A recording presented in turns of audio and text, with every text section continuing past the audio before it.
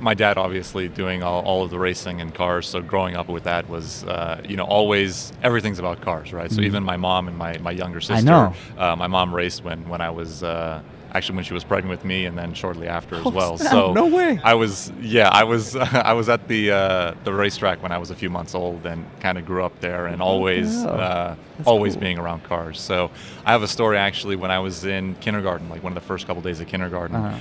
The teachers were very confused because I was asking the other kids what kind of like cars and race cars that their parents had, and I was like, oh, so what kind of race cars do you have? And it was just the norm for you. It was just the norm, right? I was like, oh yeah, we have Civics. Like, what do you have? Do you have BMWs or what do you? And then they kind of were like, oh, that's not normal. we don't really do that. It was like, no, I don't know.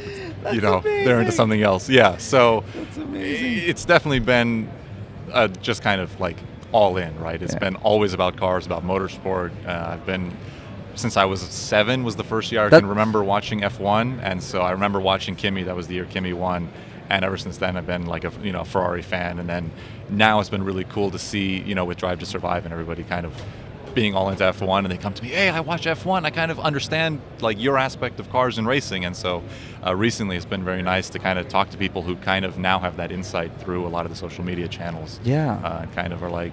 Now they're like, oh, that's really cool, and now they're it's generating a lot of interest, kind of trickling down to what we do. Sure, yeah.